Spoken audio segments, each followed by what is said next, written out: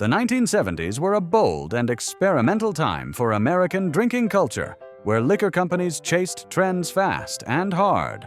Some bottles promised style, while others promised health or convenience.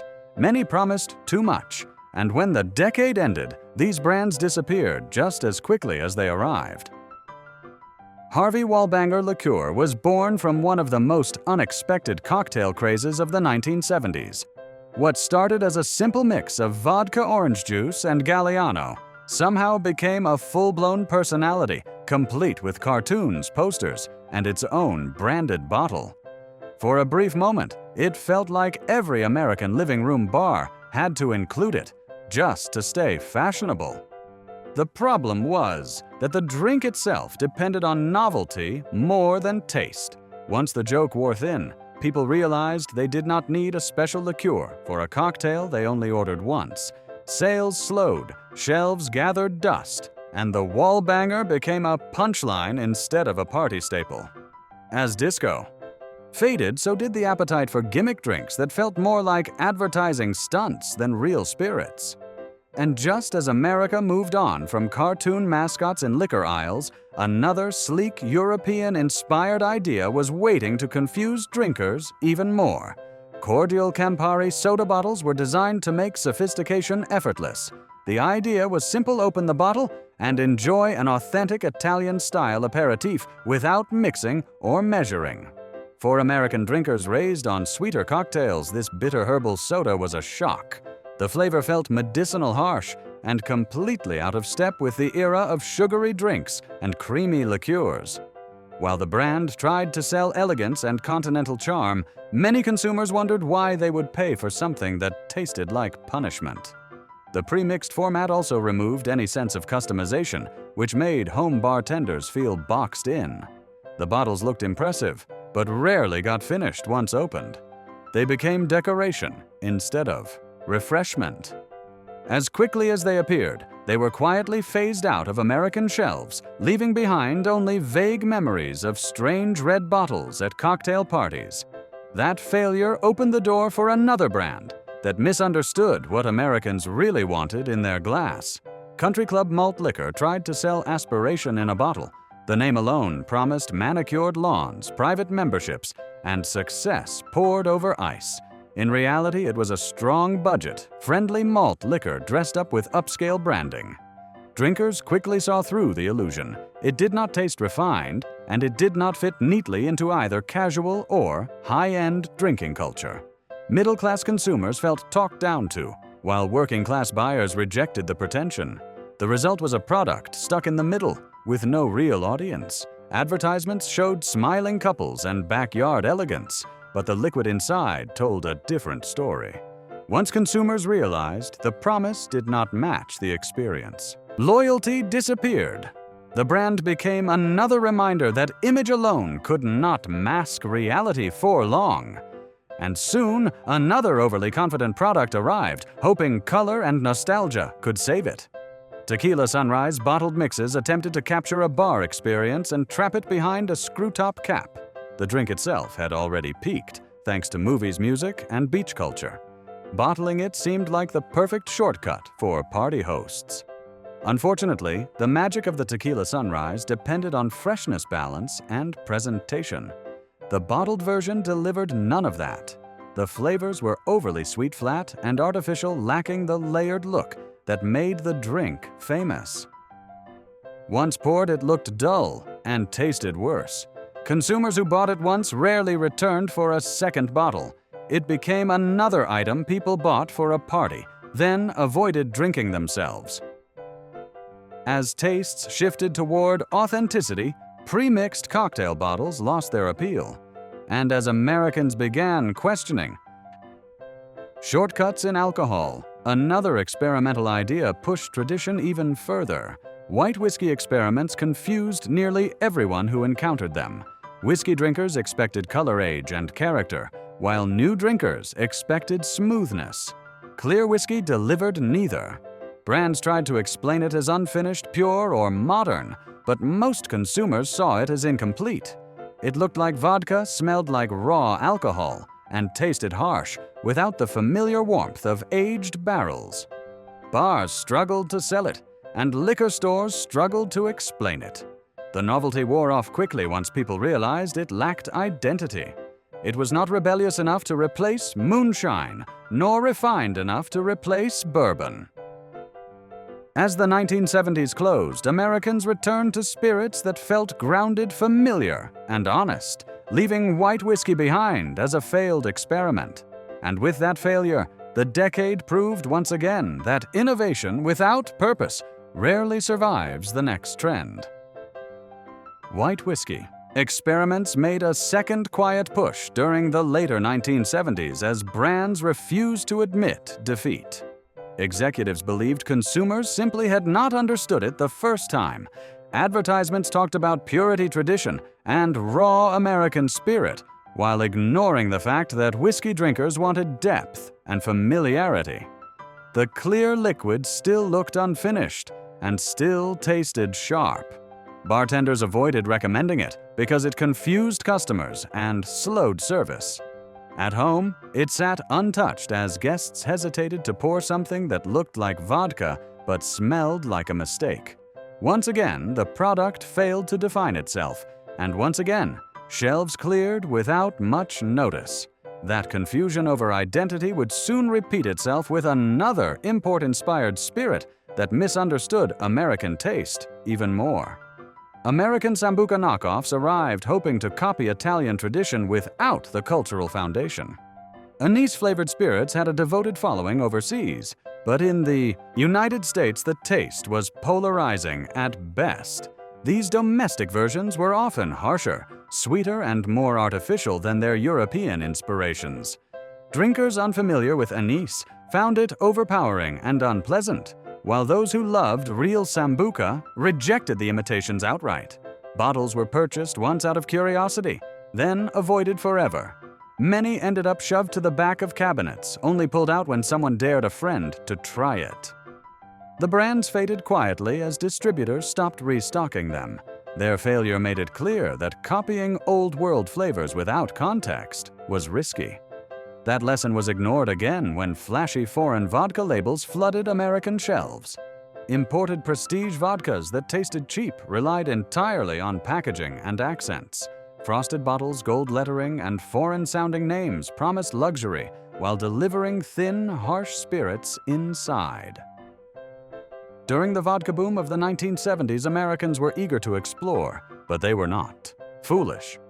After one or two disappointing pours, consumers learned to avoid these brands. The disconnect between image and taste destroyed trust quickly. Liquor store clerks stopped recommending them, and bars avoided pouring them. Once exposed, these vodkas vanished almost overnight. Their collapse paved the way for another category that arrived before America was ready to embrace it. Brandy cream liqueurs, before they were cool, struggled because American palates had not yet shifted toward dessert-style drinks. The idea of mixing rich dairy flavors with alcohol felt strange and heavy at the time. Early versions, spoiled, quickly tasted inconsistent and felt indulgent in the wrong way. Consumers did not know when to drink them or how to serve them. Without clear purpose, they became novelty items rather than staples. Years later, the concept would succeed, but these pioneers were forgotten casualties. As sweetness failed, another bizarre promise entered the market offering energy instead of comfort. Energy-boosting alcohol tonics tried to blur the line between drinking and self-improvement. Labels promised vitality, stamina, and focus, while quietly including stimulants and herbal extracts. The taste was bitter medicinal and unsettling. Drinkers were unsure whether they were supposed to relax or prepare for work. Doctors raised concerns and consumers grew suspicious. The idea of alcohol acting like a supplement felt wrong. Sales declined as quickly as they appeared. That mistrust only grew stronger when alcohol was pushed directly into living rooms through television salesmanship. Television advertised dinner liquors were sold with enthusiasm usually reserved for kitchen appliances. Commercials promised elegance, convenience, and sophistication delivered straight to your door. Hosts pitched them as perfect for entertaining guests without effort. In reality, the flavors were forgettable, and the presentation felt forced. Consumers felt tricked once the excitement faded. Like many items sold through late-night television, these bottles became reminders of impulse buying rather than enjoyment. Their failure marked the end of one era and hinted at many more strange ideas still waiting to be poured. Artificial fruit schnapps exploded onto American shelves during the late 1970s with an energy that felt impossible to escape. Brightly colored bottles lined liquor stores, promising fun sweetness and easy drinking for a new generation of partygoers. Peach cherry banana and other candy-like flavors sounded playful and harmless, especially to younger adults just starting to explore alcohol. The problem became obvious the moment the bottle was opened. The aroma was artificial and overpowering, and the taste followed closely behind. Instead of blending into cocktails, these schnapps dominated them, leaving drinks cloying and unbalanced. Taken as shots, they felt more like syrup than liquor coating the mouth and lingering far too long. Hosts bought them because they looked festive and exciting, but guests rarely asked for a second pour. After the initial novelty wore off, bottles sat untouched for years, slowly becoming sticky relics of bad decisions. Over time, Americans realized they did not want their liquor to taste like candy unless it was done with care and restraint. As tastes matured, artificial sweetness fell out of favor almost overnight. And as partygoers began rejecting sugar overload, the industry responded by going in the opposite direction with drinks that barely felt like alcohol at all. Low-proof party spirits entered the market claiming to solve a problem many drinkers never had. Advertisements promised sociability without consequences, offering alcohol that would not overwhelm or intimidate. These products were marketed as perfect for long evenings and casual gatherings where moderation mattered. In reality, they satisfied almost no one. Experienced drinkers found them weak and pointless, while new drinkers still tasted alcohol without enjoying any real reward. The drinks often relied on sweetness and carbonation to compensate, which made them filling and forgettable. Guests consumed multiple glasses only to feel bloated rather than relaxed. Hosts liked the idea of safety, but noticed bottles emptying without enthusiasm. There was no sense of indulgence or celebration. Without a clear identity, these spirits drifted into obscurity. Their failure showed that removing strength also removed purpose. And as low-impact drinks faded, branding teams turned their attention to something flashier image, driven and deeply tied to pop culture. Disco-themed liquor brands arrived wearing the decade on their sleeves. Shimmering labels, bold fonts, and names inspired by dance floors promised excitement, glamour, and nightlife in every pour. These bottles were meant to be displayed, not tasted. For a brief moment, they worked riding the peak of disco culture. Then the backlash hit. Disco became a joke almost overnight, and anything associated with it followed. Bars quickly removed these brands to avoid looking dated. Consumers did not want to be reminded of trends already mocked. Worse still, the liquor itself was rarely memorable enough to stand alone. Once the theme lost relevance, there was nothing left to save it. Shelves cleared as fast as mirror balls disappeared. That embarrassment pushed marketers toward another misguided approach, leaning into masculine image instead of music. Men's aftershave-style spirits tried to blur the line between grooming and drinking. Bottles resembled cologne, and advertisements focused on rugged confidence and sophistication. Unfortunately, the sensory experience was all wrong. The aroma often resembled chemical fragrance more than drinkable alcohol. The taste was sharp and unbalanced, lacking warmth or smoothness. Drinkers joked that it belonged on the bathroom counter rather than in a glass. The concept confused consumers who did not want their liquor to remind them of shaving. Once ridicule set in, the brands collapsed quickly. As masculine image failed, another category tried to dethrone an established favorite through imitation. Coffee liqueur competitors to Kahlua rushed into the market hoping to capitalize on growing demand. Executives assumed coffee flavor alone guaranteed success. What they underestimated was balance. Many versions were too bitter, too sweet, or strangely thin, lacking richness. Consumers compared them directly and quickly noticed the flaws. Bars stayed loyal to what worked, and homes followed their lead. These competitors disappeared quietly, leaving behind dusty bottles and forgotten labels. Their failure proved that copying a popular idea without matching quality rarely survives for long, and hinted at even stranger liquor experiments still waiting in the wings. American attempts at absinthe in the 1970s were bold, ambitious, and ultimately doomed from the start.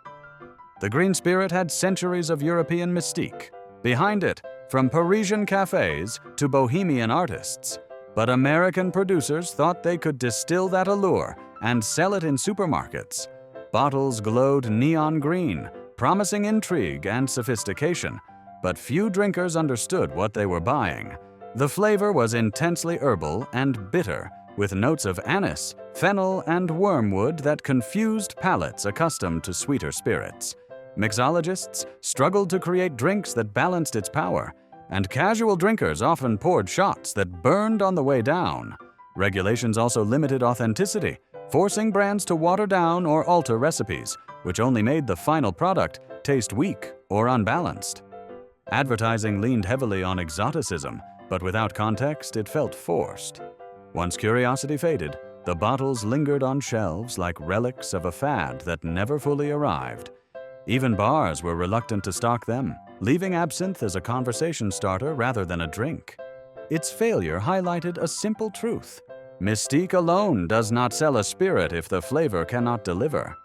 And just as Americans recoiled from this misunderstood green mistake, another category emerged, attempting to blend two very different worlds into one confusing bottle. Wine-based cocktail liquors promised to simplify sophisticated drinking. These hybrids combined wine with various spirits and flavorings to deliver a ready-made cocktail in a bottle. The concept seemed clever on paper: pour, sip, enjoy. In practice, it pleased almost no one. Wine drinkers found the alcohol content too strong and the added flavors intrusive, while cocktail fans considered them watered down and artificial. The balance was never right, often leaving a finish that was overly sweet, oddly bitter, or strangely flat. Packaging tried to convey elegance with slender bottles and colorful labels, but the product inside failed to impress. Party hosts bought them hoping for convenience, but guests avoided them after one sip, and leftovers often sat untouched for weeks. Even attempts at marketing them as a sophisticated alternative could not overcome the confusion they caused at the glass. Consumers did not know whether they were drinking wine or liquor, and neither group embraced them fully. The flop of wine-based cocktail liquors proved that fusion drinks could backfire spectacularly. And as Americans rejected this hybrid experiment, the market turned its attention to another type of product that relied on fame rather than flavor to sell itself. Celebrity-endorsed spirits exploded into the market with flashy campaigns and big promises. Famous actors, athletes, and musicians lent their names to bottles, hoping star power would guarantee instant success. What they discovered was that fame could not rescue flavor. Many of these drinks tasted harsh, cheap, or unbalanced, leaving consumers disappointed and confused. The personalities on the labels did not translate into credibility behind the bar. Some brands relied so heavily on celebrity image that little attention was paid to the recipe itself, creating products that were more marketing stunt than enjoyable beverage. Bars hesitated to stock them, and customers often bought them once out of curiosity before shelving them forever. While advertising dollars were spent generously, the actual product could not compete with established favorites. The failure of celebrity-endorsed spirits highlighted a simple lesson: a famous face might attract attention, but it cannot guarantee taste. And just as these bottles disappeared from stores, another trend tried to convince Americans that drinking should be measured, light, and guilt-free. Diet-friendly alcohol brands promised indulgence without consequences. They were marketed as low-calorie lighter versions of popular spirits and cocktails, often touting formulas designed to appeal to health-conscious consumers. In reality, the taste was compromised. Reducing calories often meant altering recipes with artificial sweeteners, thinning textures, and bland finishes. Consumers quickly realized that sacrificing flavor for fewer calories was a poor trade-off. Drinks lacked the satisfying kick that people expected, leaving them unsatisfied and unlikely to return. These products were often purchased once by curious buyers and then abandoned. Marketing focused on guilt-free enjoyment, but it failed to overcome the reality of watered-down or synthetic-tasting liquor. Bars found them difficult to serve, and hosts found them uninspiring. The fad faded as Americans discovered that moderation, not gimmicks, was the true path to responsible drinking. And just as the low-calorie craze fell out of favor, another idea appeared, promising ultimate convenience in a can. Canned cocktails of the 1970s pushed convenience to the extreme. Pre-mixed cocktails were sealed in metal cans for easy drinking anywhere and anytime. The concept was modern, portable, and seemingly perfect for parties and picnics. Unfortunately, the execution often failed spectacularly. Flavors were flat, carbonation inconsistent, and alcohol taste overpowering or artificial. There was no opportunity to adjust balance or freshness, leaving each sip identical and forgettable. Consumers found that cans were practical but unsatisfying, and bartenders refused to stock them because they lacked sophistication. Packaging highlighted portability and fun, but the liquid inside rarely lived up to expectations. Many bottles sat unopened, a testament to ambition without proper execution. The craze burned bright for a short period before disappearing entirely, teaching the industry that convenience alone could not replace quality. And with that failure, the stage was set for yet another wave of ill-fated liquor experiments. Herbal health liquors arrived in the 1970s with lofty promises of vitality, wellness, and natural energy. Labels touted secret blends of botanicals, exotic roots, and healing herbs combined with alcohol to create a drink that supposedly improved digestion, boosted stamina, or soothed the nerves. In reality, most bottles were bitter, overly strong, and extremely difficult to enjoy. The flavor was often a harsh mix of roots and chemicals that left drinkers grimacing rather than refreshed. Consumers quickly realized that the health claims were more marketing than medicine, and bartenders avoided recommending them because they were unpleasant and confusing. These bottles were often displayed for their exotic appearance rather than poured into glasses, and once opened, they were frequently abandoned on shelves, forgotten within weeks. The idea of medicinal fun simply did not translate to American tastes, and the fad faded quietly. Yet the allure of blending novelty with supposed benefit did not die entirely, as marketers immediately looked for a sweeter, more palatable way to experiment with whiskey.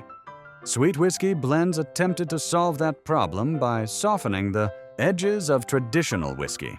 These drinks combined standard whiskey with sugar, honey, or other flavorings in an effort to attract newcomers who found classic whiskey too harsh.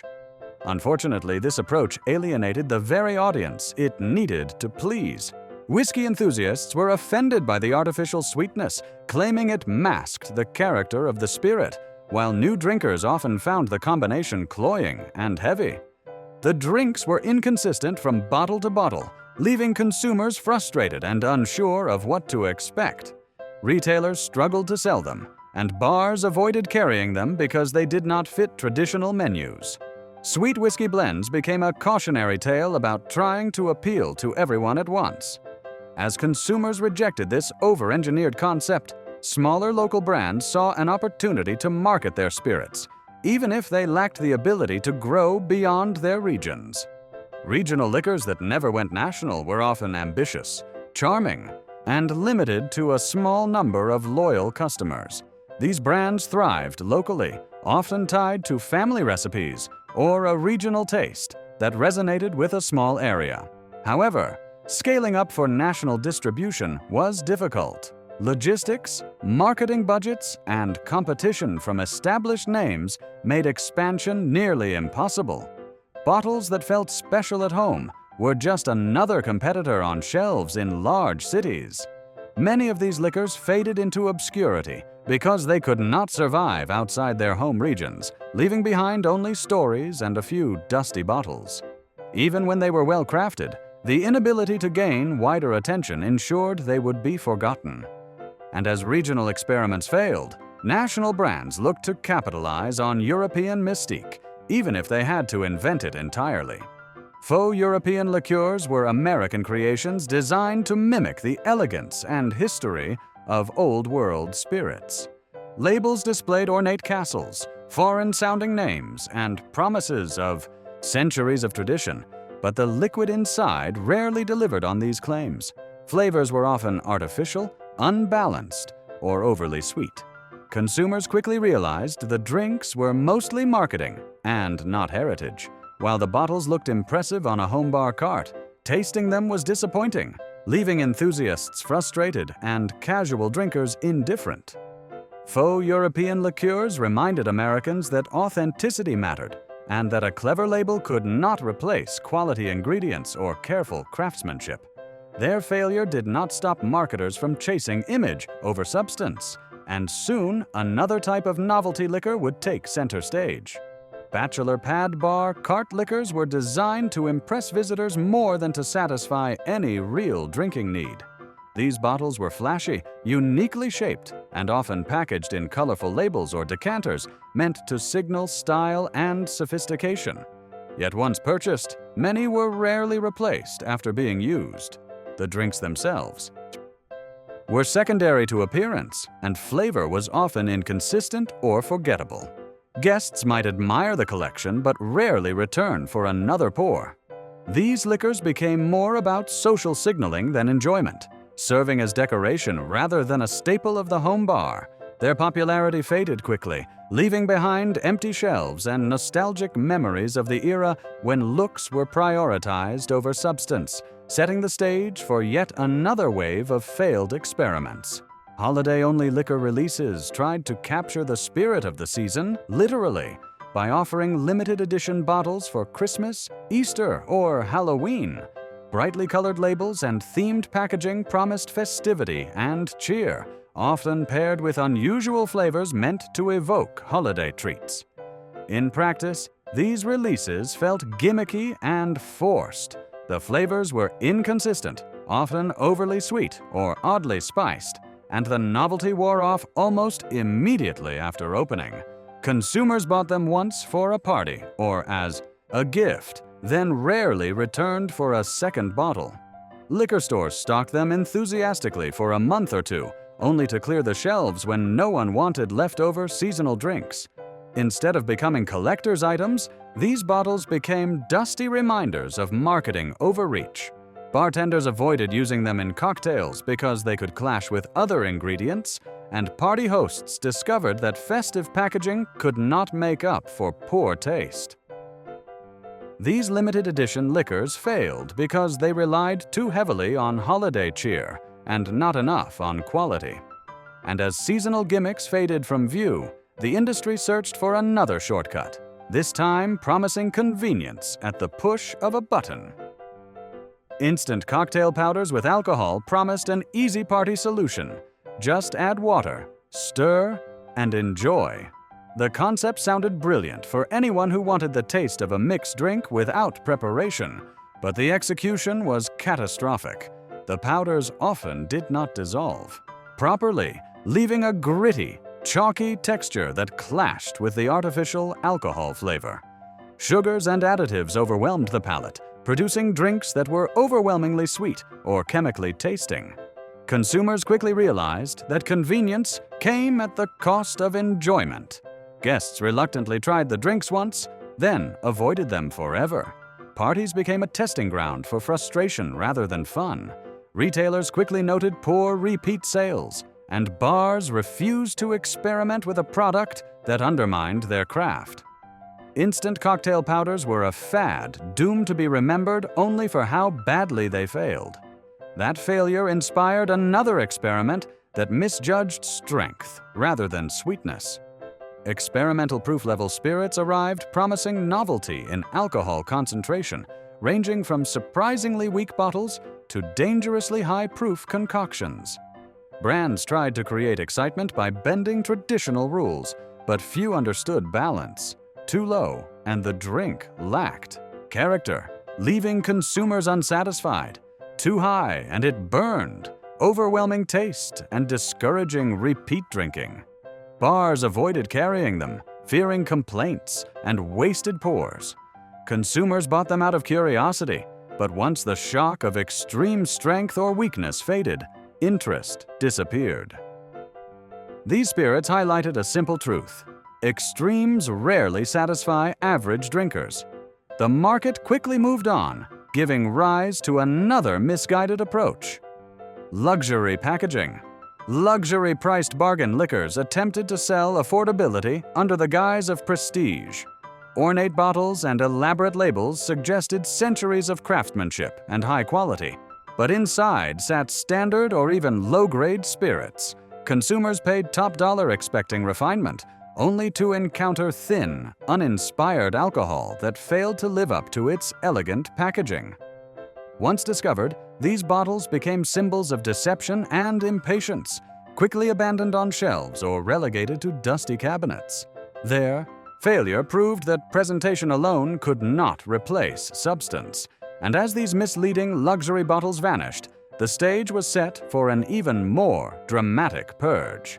Liquor brands killed by the 80s faced extinction not because of quality alone, but because trends shifted overnight. The style, flavor, or gimmick that seemed clever in 1975 was suddenly irrelevant 5 years later. Disco faded, new cocktail movements rose, and consumer tastes evolved faster than many companies could adapt. Shelves that once groaned with innovation emptied almost instantly. Marketing campaigns were abandoned, labels discarded, and the brands themselves disappeared into history. What survived were only those that understood consistency, authenticity, and timing. The 80s taught a harsh lesson. In the liquor world, a fad could rise and fall faster than a cocktail could be poured. And with that sweeping change, the era of bold experimental failures finally came to an end, leaving only memories, old bottles, and stories of ambition gone wrong. The 1970s were full of bold liquor experiments that mostly failed. Candy schnapps, disco drinks, and herbal tonics promised novelty, but disappointed. Most were tried once and forgotten, leaving dusty bottles behind. Though they vanished, these failures captured the era's creativity and shaped American drinking culture, leaving a legacy of unforgettable experimentation